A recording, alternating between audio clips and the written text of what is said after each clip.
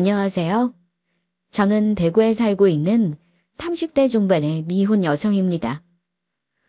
얼마 전 저는 그저 남의 일이라고만 생각했던 기가 막힌 일을 겪으며 예비신랑과 파혼을 하게 되었는데요. 결혼을 하고 나면 누구나 그동안 열심히 감춰왔던 진짜 속내가 드러나게 된다더니 저는 결혼을 하기도 전에 그 인간의 속내를 알게 되었습니다. 물론 이혼보다는 파혼이 100만 번 낫다고 하니 이제라도 진짜 모습을 알게 된 게 다행이라고 할 수 있겠지만요. 그 기막힌 일을 직접 겪으면서 저는 요즘 세상에 뭐 이런 또라이 같은 인간이 다 있나 싶은 생각이 들어 당황스럽기도 하고 황당하기도 했는데요. 그것보다 더 황당했던 건 저런 인간인 줄도 모르고 그저 좋다고 결혼까지 하려고 했던 제 자신이었습니다. 솔직히 작정하고 숨기려면 친부모도 알 수가 없는 게 사람 속이라지만 제가 너무 사람을 쉽게 믿고 마음을 줬다는 생각이 들더라고요. 아직까지도 그 일만 생각하면 가끔씩 열받아서 울분이 터지지만요. 그래도 이번 파혼을 겪으면서 저도 사람과 사람의 관계에 대해서 한층 더 성숙해지는 계기가 되었습니다. 평소에 썰TV의 사연을 열심히 듣던 애청자였는데 이번에는 여러분께도 제 사연을 소개해드리고 싶습니다. 제가 예비신랑을 만나게 된 건 3년 전 시내 어느 카페에서였습니다. 저는 대학에서 컴퓨터공학을 전공했고 졸업 후에는 IT 쪽 회사의 엔지니어로 일하고 있는데요. 요즘이야 여자 개발자, 여자 엔지니어들이 예전보다 많아졌지만 아직도 일부 어른들은 여자가 그런 일도 하느냐며 깜짝 놀라고는 하시더라고요.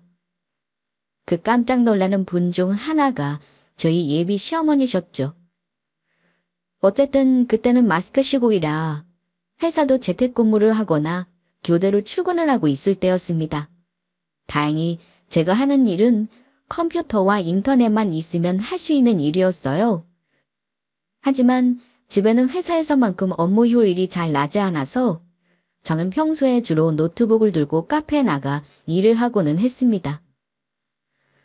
그날도 저는 그렇게 카페에서 한참 회사 서버에 접속해서 업무를 보고 있었죠. 시내 중심가에는 카페라 내부에는 사람이 꽤 많았습니다. 음악 소리도 컸고 사람들 대화하는 소리도 커서 업무 전화를 받으려면 잠깐 밖에 나갔다 와야 할 정도로요. 마침 회사에서 전화가 걸려와 잠시 전화를 받으러 나갔다 왔고 오는 김에 아이스 아메리카노를 한 잔 더 시켜서 다시 자리로 가지고 들어오던 참이었어요. 자리에 앉자마자 한 남자분이 조심스럽게 다가와서는 제 눈앞에 뭔가를 내미시더라고요. 접시에 세팅된 조각 케이크였어요.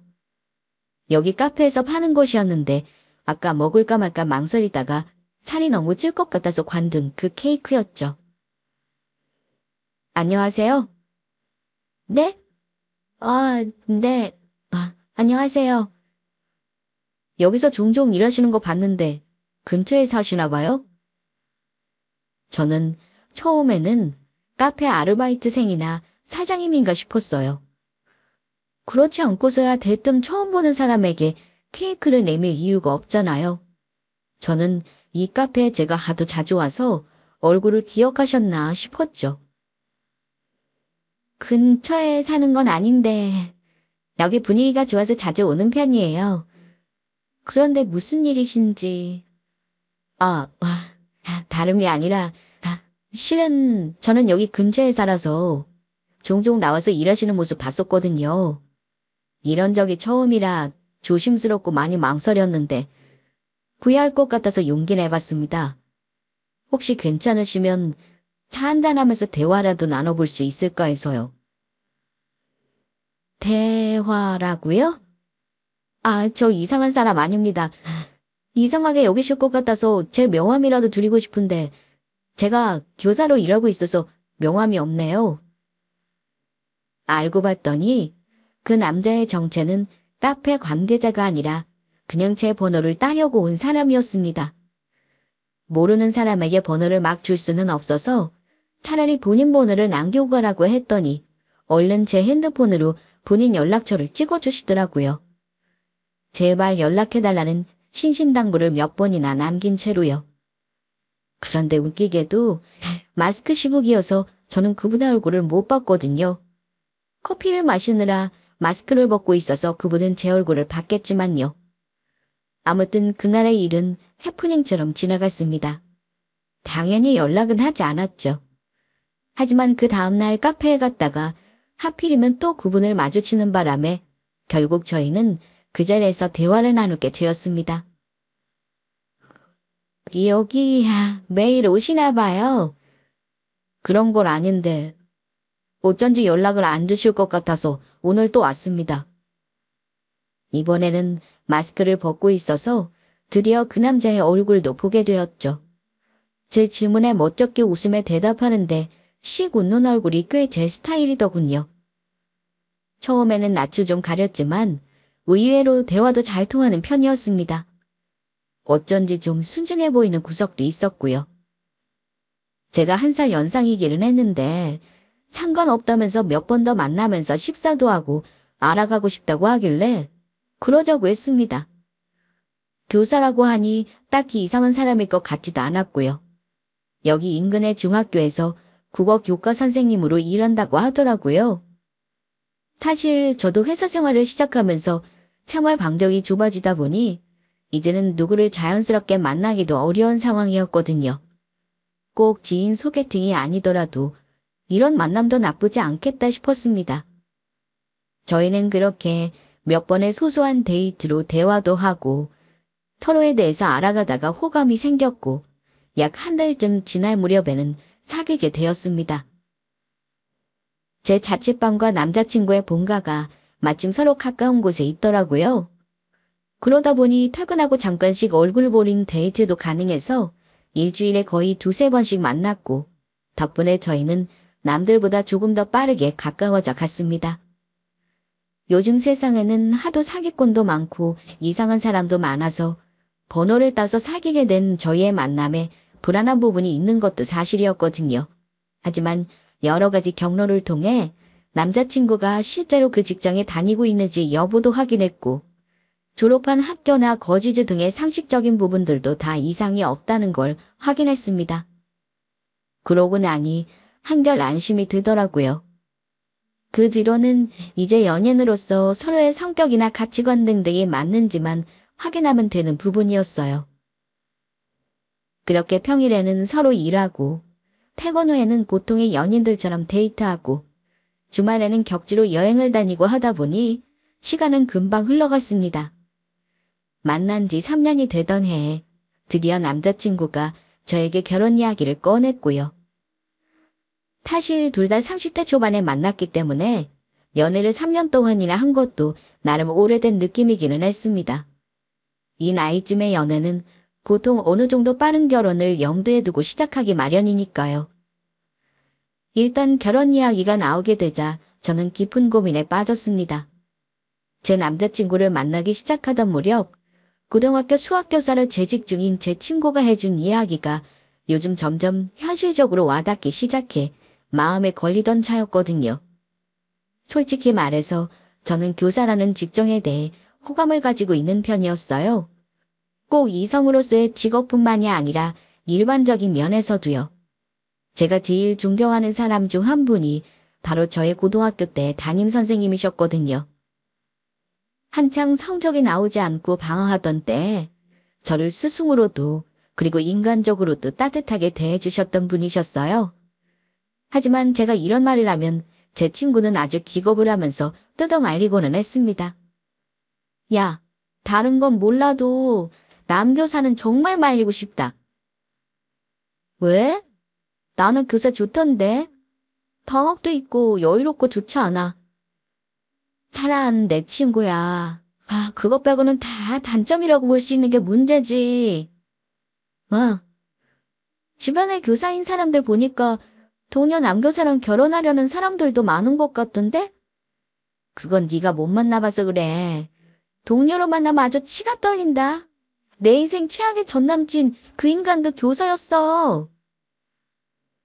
친구가 남교사와의 결혼을 말리는 데에는 여러 가지 이유가 있었지만 대표적인 이유 2가지 중 하나는 바로 직업 특성상의 미성숙함이었습니다.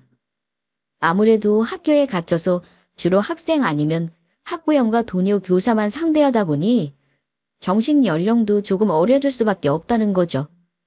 눈높이가 학생에게 맞춰져 있다 보니 본인 또래나 선배들과의 성숙한 대화를 할 기회가 잘 없다는 이유였습니다. 제 남자친구가 저보다 1살 연하이다 보니 아무래도 또래 남자애들보다 성숙한 느낌이 없기는 했습니다. 장난도 곧잘 치는 편이었고요.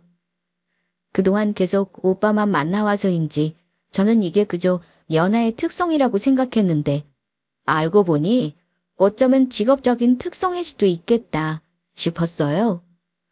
거기다 친구는 한마디 덧붙였습니다. 본인이 가르치는 입장이다 보니 가끔씩 서로 부딪히는 이슈가 생길 때마다 여자친구에게도 학생들을 대하듯이 가르치게 된다는 이야기도 했고요. 저는 그 말도 어느 정도는 공감했습니다. 처음에는 잘 몰랐는데 시간이 지날수록 저희 사이에 어떤 다툼이 생기게 되면 본인이 틀릴 수도 있다는 생각 대신 일단 저를 설득시키려고 들더라고요. 그 설득의 기본적인 전제는 본인이 절대 틀릴 리가 없고 무조건 맞다는 것이었죠. 꼭 다툼뿐만이 아니라 일반적인 대화에서도 마찬가지였어요. 하루는 본인이 틀린 이야기를 하도 맞다고 우겨대길래 어이가 없어진 제가 그 자리에서 인터넷 검색을 해서 눈앞에 들이밀어 보여준 적이 있었거든요. 처음에는 정보가 잘못된 것 같다. 인터넷에 나오는 걸 다 믿으면 안 된다 하면서 본인이 한참을 더 찾아보더라고요. 하지만 제 말이 틀릴 리가 없었죠. 계속 같은 검색 결과가 나오니까 그제서야 태도를 싹 바꿔서 미안하다고 사과를 하더라고요. 그리고 그런 일이 그 뒤로도 몇 번이나 반복되자 지금은 많이 나아졌지만요. 친구가 말린 또 다른 이유는 경제적인 문제였습니다. 교사는 별다른 문제가 없으면 안정적인 직장이지만 큰돈을 벌기는 어려운, 말하자면 명예직이나 마찬가지였죠.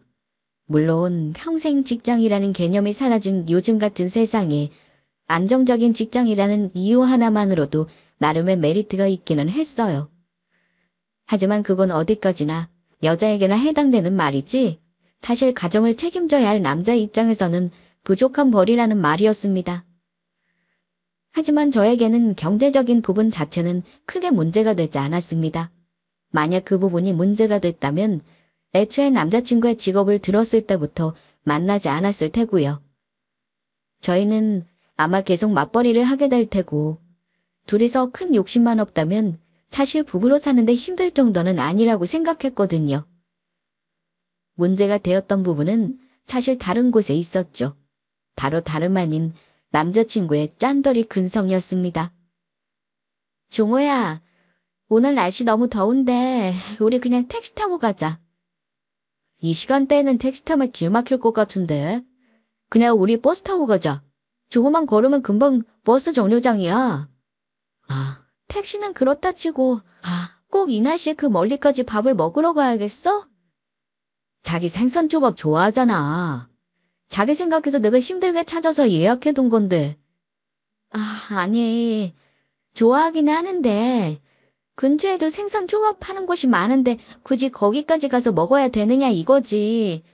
그냥 여기서 먹으면 안 돼. 그래 알았어. 그래도 오늘은 기왕 가기로 한 거니까 이번 한 번만 좀 멀리 가서 먹자. 이번 주말까지만 초밥 접시 색깔 상관없이 금액 정보 동일하대. 첫째로 남자친구는 차가 있었지만 어쩔 수 없는 경우를 제외하면 거의 타고 다니지 않았습니다. 기름값이 오른 이후부터는 더 심했죠. 특히 데이트를 하는 주말이면 차를 가지고 오지 않아서 당황스럽게 하는 경우가 허다했습니다. 차라리 처음부터 말을 했으면 저라도 차를 끌고 왔을 텐데. 치마에 불편한 구두까지 신고 걸어 다니느라 죽을 맛이었죠. 한 번은 신발 때문에 너무 힘들다고 했더니 앞으로는 운동화만 신고 나오라며 배려 아닌 배려까지 해주더라고요. 택시를 안 타는 건 말할 필요도 없었습니다. 본인은 택시비와 택배비가 세상에서 제일 아깝다고 하더라고요. 정말 죽을 정도로 위급한 상황이 아니면 걸어 다니거나 대중교통을 이용하는 게 건강에도 좋다고 강조하면서요. 마지막으로 제가 이해가 되지 않았던 부분은 공짜나 1+1 아니면 조금이라도 할인하는 걸 너무 좋아하는 부분이었습니다. 공짜 좋아하지 않는 사람 없죠. 저도 마찬가지였고요. 하지만 여기서 포인트는 너무 좋아한다는 사실이었어요. 기온이 35도가 넘어가는 이 더운 여름날에 굳이 할인을 한다는 음식점을 찾아서 대중교통을 타고 그 멀리까지 가는 걸 마다하지 않는 사람이라는 점이요.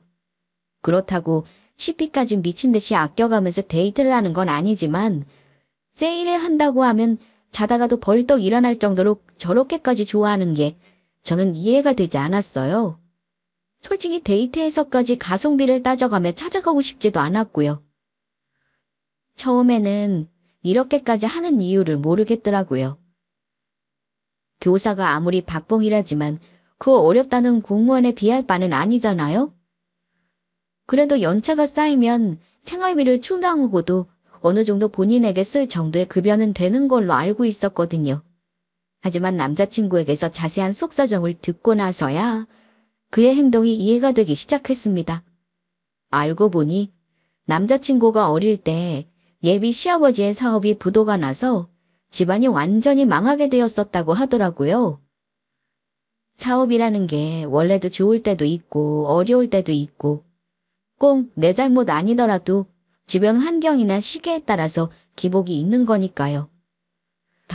아무튼 그 전까지만 해도 남부럽지 않을 정도로 꽤 유복하게 살았던 남자친구네는 하루아침에 빚더미 안 잡고 살고 있던 아파트도 처분하고 급하게 이사를 나가야 했다고 합니다. 그전에는 아버지랑 엄마랑 나랑 여동생까지 우리 40평대 아파트에서 살았었거든?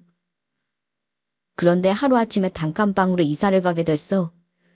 위치도 여기 외국인 노동자들이 많이 사는 공장 몰려있는 동네 있잖아. 거기로 가게 돼서 친구도 없는 곳에 전학을 가야 했고 그때가 남자친구가 초등학교를 다닐 때였다는데 어린 마음에도 가난이라는 게 어떤 것인지를 뼈저리게 느낄 수 있었다고 합니다. 마침 이사를 했을 때가 한창 장마철이었는데 습기가 차서 다음날 일어나니까 벽지에 온통 곰팡이가 피어있더라고. 아마 원래도 그런 집이었겠지. 새로 세입자를 받으면서 그 위로 도배만 대충 해서 눈속임으로 가렸던 거고 비가 너무 많이 오니까 곰팡이가 다시 다 피어오른 거야. 그 냄새를 아직도 잊을 수가 없어. 곰팡이 냄새 뭔지 알아. 나 예전 자취방 천장에 위층 잘못으로 누수가 생겨서 그랬던 적 있었거든. 진짜 고생 많이 했겠다. 그래서 내가 그때 결심했어. 다시는 이런 집에 살지 않을 거라고. 어떻게든 성공하고 돈 많이 벌어서 집만큼은 꼭 좋은 곳으로 가겠다고 말이야. 그랬구나. 그 어릴 때인데도 철이 들었었네. 강제로 그렇게 된 편이지 뭐. 그런데 사실 진짜 성공하고 싶었으면 박봉인데다 겸직도 못하는 교사가 되면 안 되는 거였는데 말이야. 다행히도 그 뒤로는 예비 시아버지 사업이 다시 자리를 잡아 빚도 모두 갚았다고 합니다. 그리고 예전만큼 넉넉하지는 않아도 부모님 두 분이서 생활비로 쓰시기에는 충분하다고 하셨고요. 그때와 다르게 남자친구 본인도 여동생도 모두 직장을 다니고 있으니 용돈도 부족할 리가 없었고요. 하지만 그때 망했던 기억이 너무 강렬했던 탓인지 남자친구는 지금도 여전히 짠돌이 근성을 버리지 못하고 있더라고요. 남들에게는 잔돈이다 싶을 정도로 작은 돈에도 엄청 예민했고요. 그리고 이런 말도 했었네요. 결혼해서도 서로 안 싸우고 지내려면 경제관념도 잘 맞아야 하는 것 같아. 나는 자기가 사치 같은 건 전혀 안 하는 사람이라서 너무 좋아. 사치는 안 하기는 하지 내가. 난 그런 거 관심도 없고. 그러니까 말이야. 내가 보니까 자기는 명품에도 전혀 관심 없는 것 같더라고. 평소에도 명품백 같은 것도 관심 없어서 그런 거 사지도 들고 다니지도 않고 말이야. 솔직히 그 이야기를 듣는데 조금 어이가 없기도 하고 웃기기도 했습니다. 남자친구에게 말은 안 했지만요. 그동안 제가 데이트할 때마다 바꿔가면서 들고 나왔던 가방은 다 뭐라고 생각했던 걸까요? 아마 로고가 한눈에 알아보기 힘들 정도로 작은 데다가 사람들이 많이들 들고 다니는 흔한 브랜드가 아니어서 명품이 아니라고 생각했던 모양입니다. 말하자면 본인이 알고 있는 브랜드가 아니었던 거죠. 이걸 알려줘야 하나 말아야 하나 고민하는 사이에 화제가 전환되는 바람에 결국 그 일은 비밀 아닌 비밀이 되어버렸습니다. 아무튼 저렇게 돈에 예민한 짠돌이 기질이 보이는 게 남자친구의 과거 집안 사정을 감안하면 이해가 되지 않는 바는 아니었어요. 하지만 그걸 감안하고도 가끔씩 조금 심한 게 아닌가 싶을 정도로 도를 지나치는 부분이 고민스러웠습니다. 그리고 아마 저 기질은 시간이 지나도 바뀌기 힘들 텐데 지금이야 서로 좋아서 참고 넘어간다 쳐도 결혼해서 평생을 보면서 참고 살 수 있을지가 조금 자신이 없었습니다. 지금까지 너무 부정적인 이야기만 한 것 같아서 이 말씀을 드리자면 남자친구에게는 긍정적인 부분도 많이 있었습니다. 남자친구는 저한테는 누구보다 다정했고 언제나 제가 최우선인 사람이었어요. 제가 부를 때면 열일 제쳐놓고 달려오는 사람이었고요. 그게 돈이 아니라 대부분 몸으로 때우는 부분이라는 게 조금 문제이긴 했지만 반대로 돈으로만 해결하려는 것도 바람직한 방향은 아니었으니까요. 거기다 남자친구는 제가 싫다는 행동이 있으면 즉각적으로는 아니어도 어지간해서는 시간을 두고 어떻게든 고치려는 사람이었습니다. 결혼은 서로 좋은 것보다 서로 싫어하는 행동을 하지 않아야 한다고 생각한다면서요. 제가 담배 연기가 너무 싫다고 했더니 10여 년을 피워왔던 담배도 끊었고요. 술은 원래도 잘 마시지 않았지만 친구들이 많아서 술자리를 좋아하는 편이었거든요. 하지만 제가 걱정된다고 했더니 술자리에 나가는 빈도도 확연히 줄었고 귀가 시간도 꼬박꼬박 자정 이전으로 앞당겨졌습니다. 그것 외에도 자신에게 싫은 부분이나 고쳐줬으면 하는 부분이 있다면 언제든지 말해달라고도 했고요. 사실 누구나 타인의 단점을 지적하기는 쉬워도 내 단점을 고치기는 정말 어려운 일인데 그런 부분에 있어서는 제가 보고 배울 점이 많은 사람이었어요. 이런 장점들 때문에 제가 이 사람과 지금까지 연애를 해왔고 또 나아가 결혼을 하려고도 고민하고 있었던 거고요. 장단점이 너무 명확한 사람이라 프로포즈를 받고 나서 저희 어머니께 이 고민들을 말씀드렸더니 너무 복잡하게 생각하지 말라고 하시더라고요. 세상에 네 생각처럼 나와 딱 맞는 완벽한 사람은 없다라고도 하시면서요. 나조차도 완벽한 사람이 아닌데 그런 사람을 바라는 것 자체가 말이 되지 않는 일이라고 하셨죠. 저도 그 말에 공감했습니다.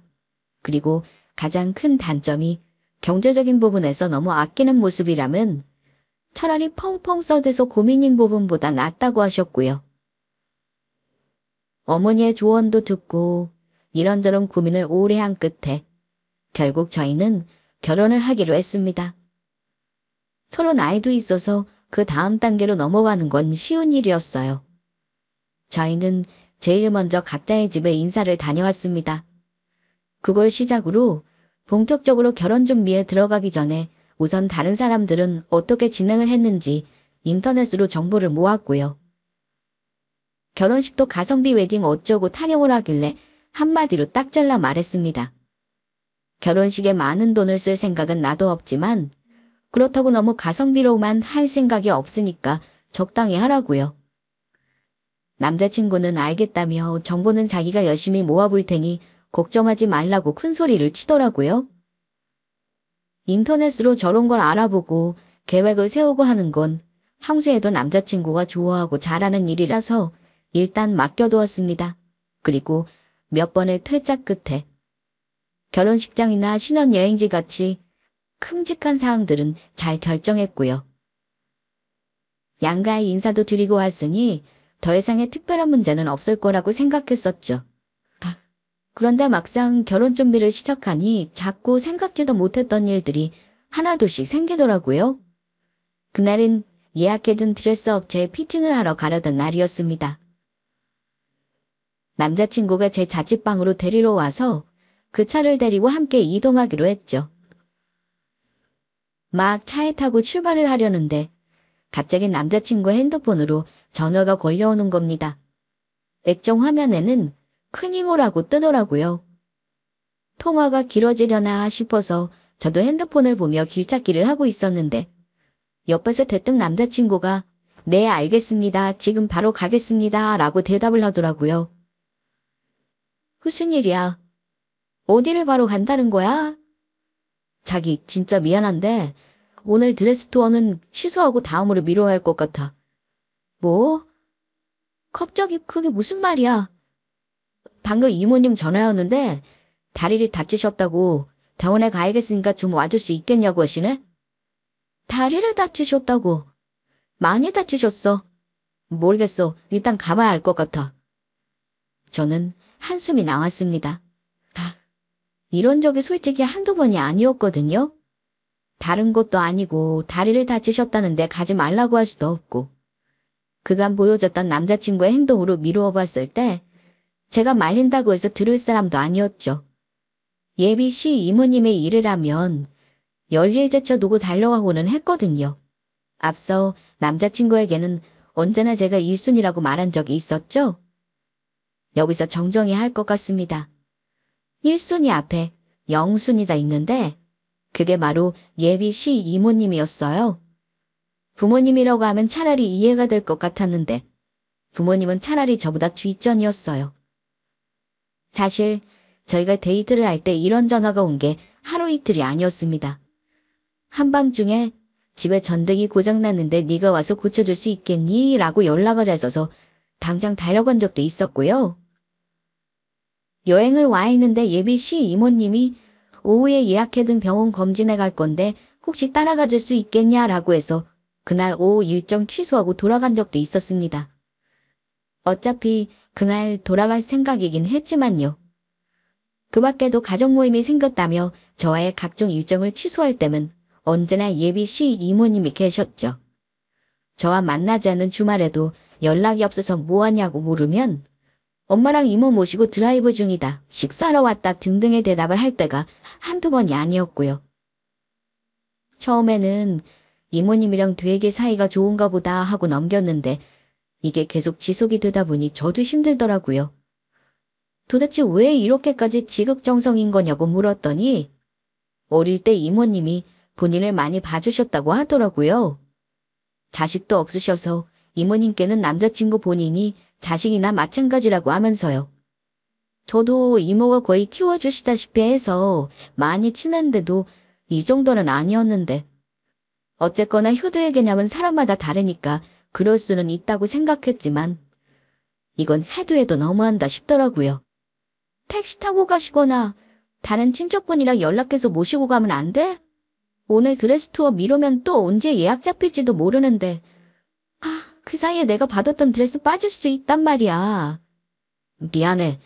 다치셨다는데 내가 모시고 가야 마음이 편할 것 같아. 자기가 이해 좀 해주면 안 될까? 어쩔 수가 없었죠. 그냥 이 상황이 짜증만 나더라고요. 결국 남자친구를 보내주고 드레스 투어의 업체에 연락해서 나중으로 미뤘고요. 그리고 저는 이 일을 계기로 생각이 깊어졌습니다. 막상 결혼을 하려고 보니 제가 그분의 존재를 잠시 잊고 있었더라고요. 요즘 좀 남자친구를 찾는 게 뜸하시긴 했거든요. 그러고 보니 양가 부모님께 인사를 드릴 때도 예비 시어머님 옆에 시이모님이 와 계셨어요. 마침 집에 오게 되셨다고는 했는데 그날 제가 받은 느낌은 뭐랄까. 그분이 상석에 앉아 계시고 오히려 예비 시어머님의 의견은 중요하지 않은 느낌까지 들더라고요. 예비 시어머니가 찾는 것도 아니고 예비 시이모님이라는 복병은 정말 듣도 보도 못한 일이었어요. 언제까지 이렇게 지낼 수는 없다는 생각이 들었습니다. 남자친구는 이런 제 걱정에 에이, 결혼하면 덜 부르시겠지. 나도 지금 혼자니까 편해서 부르시는 거고 라면서 대수롭지 않게 대꾸했습니다. 하지만 뭔가 이 주제로 언젠가는 매듭을 확실하게 지어야겠다는 생각이 들었죠. 아무튼 이렇게 조금 찜찜한 기분을 남기고 그 일은 또 지나가는가 싶었습니다. 저희는 결혼 준비를 시작한 다른 커플들에 비해서 일정은 넉넉하지 않은 편이었어요. 마음에 드는 결혼식장을 고집하는 바람에 예약하던 당시에 비수기만 남았었거든요. 추운 겨울날 아니면 혹독한 여름뿐이었죠. 저는 추위를 너무 많이 타서 겨울을 포기하고 여름을 골랐더니 당장 여유 시간이 반년도 남지 않게 되어버린 거죠. 그래서 뭔가를 미루거나 할 여유도 없었고 일정상 선택도 빨리빨리 해야 했기 때문에 하루하루가 정신없이 지나가고 있었습니다. 그리고 그게 문제였을까요? 결혼 과정에서 매끄럽지 못한 자잘한 잡음들이 생겼고 그전까지는 보이지 않던 남자친구의 단점도 보이기 시작했지만 어지간해서는 지적 없이 그냥 넘어가줬던 게 문제였던 것 같기도 합니다.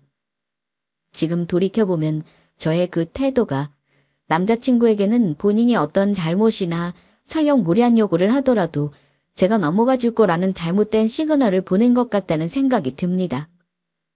저희가 파혼을 하게 된 바로 그 사건도 그때쯤 벌어진 일이었죠.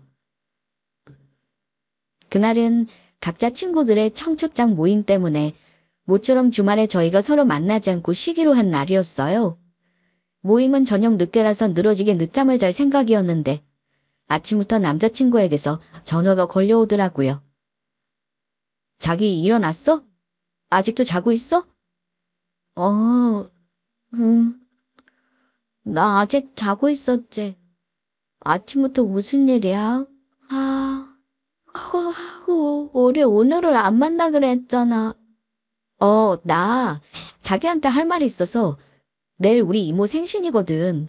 내일 점심 때 이모 댁에서 우리 식구들이랑 다 같이 생신 모임하기로 했단 말이야. 그래서 말인데 나랑 같이 가자고. 응? 그걸 이렇게 갑자기 말하면 어떡해? 그리고 내가 아직 며느리도 아닌데 거기 가기는 좀 그렇지 않아? 저번에 우리 집 왔을 때 이모 뵀었잖아. 이제 조금 있으면 결혼할 건데 뭐 어때서? 이모도 자기 보고 싶으시대. 솔직히 부담스러웠습니다.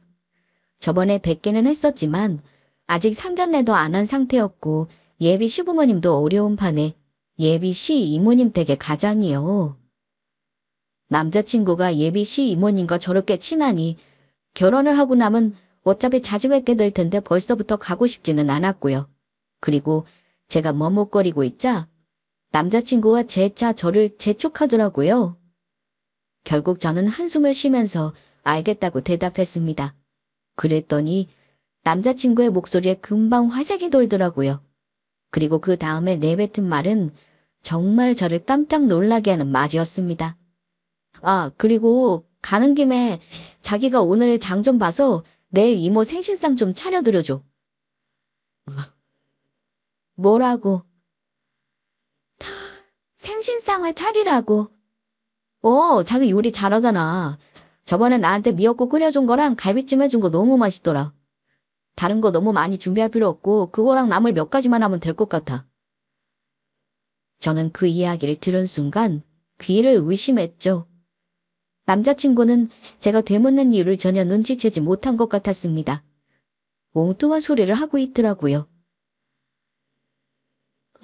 이모님 생신에 나를 손님으로 초대하시는 거 아니야? 내가 그 자리에 가서 요리를 해야 돼?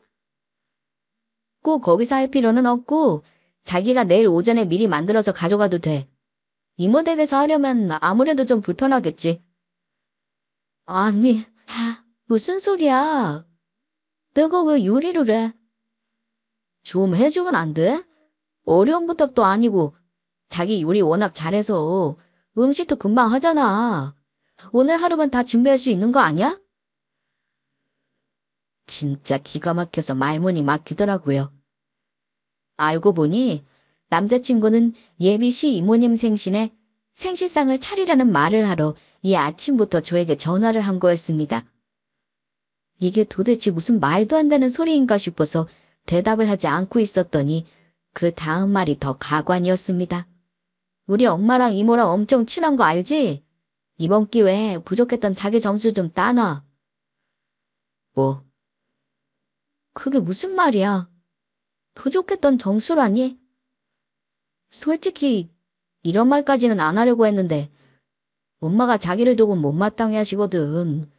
이번 기회에 자기가 이모님 생신상 차려서 양쪽에서 점수 좀 따면 서로 좋잖아. 안 그래? 어이가 없었습니다. 저는 저를 못마땅해 하시는 줄도 모르고 있었거든요. 물론 저도 눈치라는 게 있으니까 그 집에 인사를 드리러 처음 갔을 때 쌍수 들고 환영하는 분위기는 아니라는 걸 알고 있었습니다. 뭐랄까, 조금 애매한 분위기라고 해야 할까요? 처음 왔으니 이것저것 질문도 하시고 형식적인 이야기도 나누기는 하는데 막 웃음이 꽃피고 정답고 화기애애한 그런 느낌은 아니었죠. 하지만 제 앞에서 대놓고 뭐라고 타박을 하신 것도 아니고 딱히 불편한 질문을 하신 것도 아니길래 그냥 처음이라 어색해서 그러신가 보다 했었죠. 첫인사를 드린 후 자기 부모님이 나보고 뭐라고 하셨어? 라는 제 질문에 남자친구도 그동안은 그냥 괜찮았다고 하시던데 라는 정도로 넘어갔었고요. 그러더니 이제 와서 제가 마음에 안 들어서 못마땅해 하셨다니 제가 납득이 되겠어요. 무슨 점수가 부족하다는 거야? 어머님이 내 어디가 마음에 안 드신다는 건데. 곧 결혼할 거니까 솔직히 말해도 돼? 솔직히 말해. 토시 하나 빼놓지 말고. 자기 회사가 대기업도 아니고 중견기업이라고 조금 아쉽다고 하시네. 나는 상관없는데 우리 엄마가 그런 걸 좀 따지시는 편이거든. 그리고 여자는 회사 좀 다니다가 잘리는 거 아니냐고.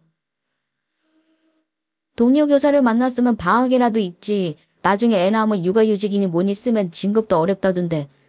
결혼하고 나면 바로 회사 관두는 거 아니냐고 조금 걱정하셔. 뭐? 아니라고 말씀을 드려야 될 거 아니야. 자기 생각도 지금 그런 거야. 당연히 아니라고 말씀드렸지. 지민이 일하는 거 좋아하고 앞으로 결혼하고 애 낳고도 계속 맞벌이 할 생각이라고 했다고. 근데 어쨌든 우리 엄마는 조금 아쉬워하셔서. 사실 본인 마음에는 그렇게 생각하실 수도 있잖아.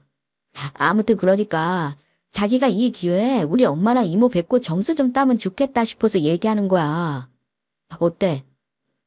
구구절절 하는 말마다 어쩜 그렇게 사람 열받게 할 헛소리만 골라서 하는지.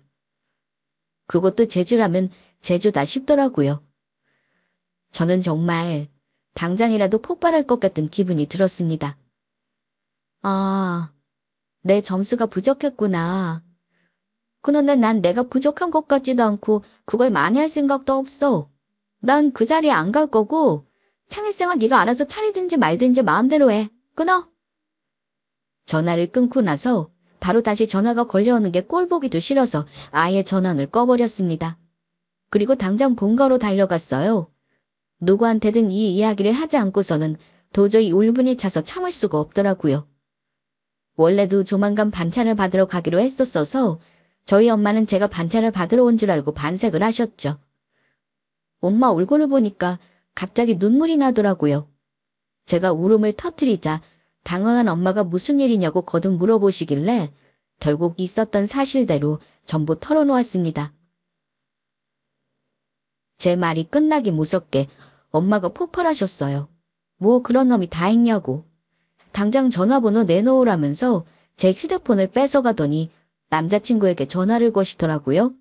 그리고 당황한 그 인간에게 차분한 목소리로 이렇게 말씀하셨습니다.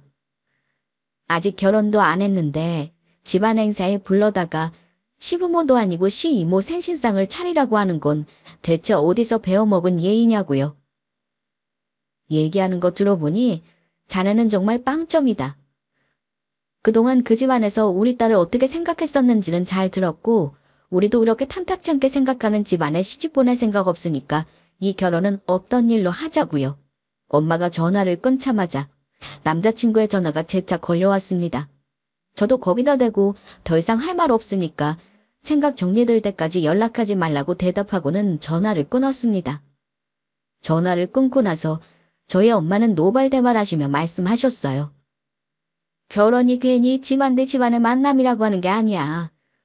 설령 가서 생시상 해드리는 거. 네가 요리도 잘하고 말처럼 호의로 네가 대접할 수 있는 거지만 상대가 먼저 저렇게 요구하는 건 말이 안 된다.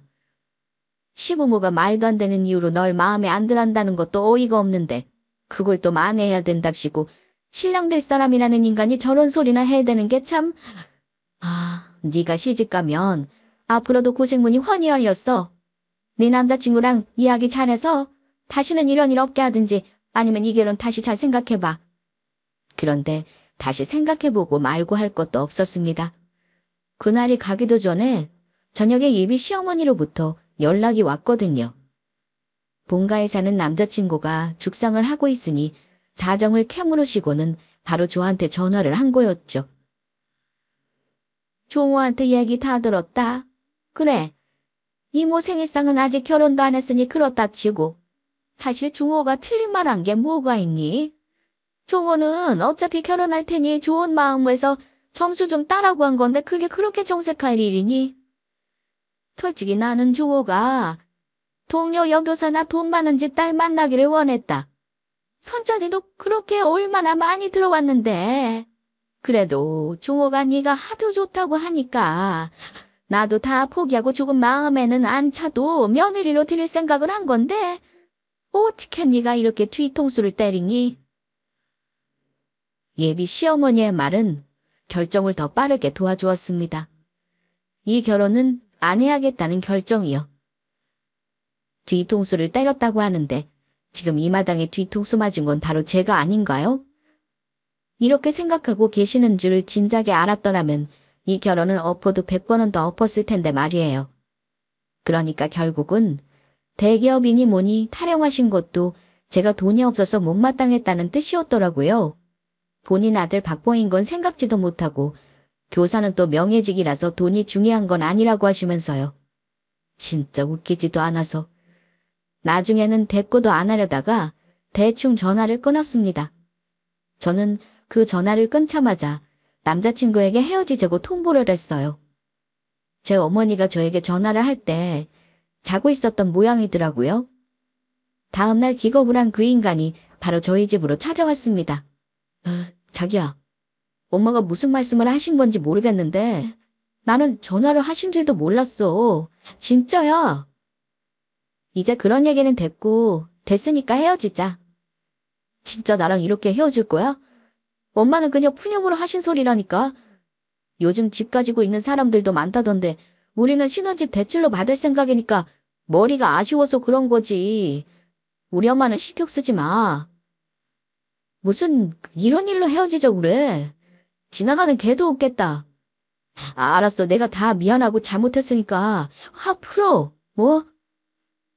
아직도 정신 못 차리고 푸념으로 하신 소리라는 둥, 아쉬워서 그랬다는 둥 그런 소리를 하더라고요. 돈돈거렸던 이유는 결국 신혼집 때문이었다는 거고요. 저는 그제서야 이유를 알겠더라고요. 참고로 저희 신혼집은 당장 구하지 않기로 했었습니다. 제가 이직을 할 생각이었는데 1년 후에 지역 이동을 할 수도 있었거든요. 남자친구도 내년에 학교를 옮겨야 했고요. 그래서 서로 이동하는 지역을 보고 신혼집을 대출받아서 매매하자고 이야기를 끝낸 상태였습니다. 지금 직장과 남자친구의 직장도 서로 거리가 많이 먼 상태였고요. 야, 차라리 처음부터 그 말을 하지 그랬어. 신혼집 대출 때문이라고. 무슨 신혼집 대출 때문이야. 그런 거 아니야. 됐고, 파혼해. 나 결혼할 생각 없어. 자기 진짜 이럴 거야? 자존심 좀 그만 세워. 나도 미안하다고 했잖아. 그 나이에 겨우 이런 걸로 헤어지면 앞으로 시집을 안 갈 거야. 이제는 아주 나이까지 들먹이면서 저를 후려치더라고요. 이 나이에 자기 아니면 시집 갈 곳이 없다고 생각했던 모양이에요. 저는 헛웃음이 나와서 그대로 핸드폰을 가져와서 눈앞에 보여줬습니다. 제 명의로 된 아파트 매매 계약서였어요. 집도 있는데 내가 뭐하러 너랑 결혼을 해? 너랑 결혼해서 구질구질하게 사느니 나 혼자 아파트에서 늙어 죽는 게 100배 낫겠다. 됐으니까 꺼져. 뭐야? 너 아파트 있었어. 나한테 그동안 왜 숨기고 있었어? 돈 없어서 자취방에 산다고 했잖아. 너 같은 속물이랑 속물 집안 만날까봐 숨겼다 왜? 감춰뒀다가 신혼집이라고 내년에 얘기할 생각이었는데 숨겨두길 천만다행이었지 뭐야? 깜빡 속아서 결혼까지 할 뻔했네? 사실 저희 집은 많이 여유로운 편이었어요. 아버지가 사업을 하시는데 꽤나 잘 됐거든요. 부모님이 지금 살고 계신 본가는 아버지 직장 때문에 살고 있는 집들 중 하나였고 이 집 말고도 아파트가 더 세 채 더 있었어요. 그리고 제게 그중 하나를 먼저 증여해 주신 상태였고요. 물론 제 남자친구는 이런 사실을 하나도 모르고 있었지만요. 어릴 때부터 부모님이 늘 하셨던 말씀이 남들 앞에서 절대 돈 있는 티 내지 마라. 결혼하기 전에는 설령 연인 사이라도 돈 자랑하지 말아였거든요. 아마 이런 순간을 예상하셨던 게 아닐까요? 눈앞에서 신혼집으로 쓸 아파트를 놓쳤다는 사실에 눈이 휘둥그레졌던 그 인간은 그때부터 필사적으로 제게 매달리기 시작했습니다. 아주 제 바지가랑이를 잡으면서 눈물 콧물 다 흘리며 붙들더라고요. 그 전에 저를 반쯤 겁쯤해하던 성의 없는 사과와는 딴판이었죠. 아, 자기야, 다시 생각해봐. 내 말 뜻은 절대 그게 아니었어. 다시는 이런 일 없어. 내가 앞으로는 자기 하자는 대로 다 할게. 앞으로는 이모댁에 가자고도 안 할게. 됐고, 계속 하던 대로 해. 이모님이랑 살든 말든 어쨌거나 너랑 살아둘 사람이 나는 아닌 것 같으니까. 아니라니까. 이모는 사실 돈이 많으셔서 그랬던 거야. 이모가 자식이 없어서 내가 자식이나 마찬가지잖아. 이제 연세도 많으신데 살아계실 때 조금만 효도하면 그 재산이 다 어디로 가겠어. 다 자기랑 내 거라니까. 그 말까지 들으니까 한 점 남아있던 정도 다 털리더라고요. 예비 씨 이모님이 부르면 자다가도 벌떡 일어나서 달려갈 정도로 딸랑거렸던 게 사실은 예비 씨 이모님의 재산 때문이었던 겁니다. 차라리 씨 이모님에 대한 정 때문이었다고 하면 이렇게까지 어이가 없지는 않았을 텐데 말이에요. 제가 정말 사람을 잘못 봐도 단단히 잘못 봤다 싶었어요. 그 밖에도 효도는 셀프로 하라는데 앞으로 알아서 셀프로 잘하겠다느니 어쩌느냐 하면서 구질구질하게 매달리는 걸 쫓아내느라 한참 고생을 했었죠. 헤어졌다는 제 말에 부모님은 정말 잘했다며 이제 뒤도 돌아보지 말라고 하셨습니다. 이 모든 게 다 정리되고 나니 차라리 속이 후련하더라고요.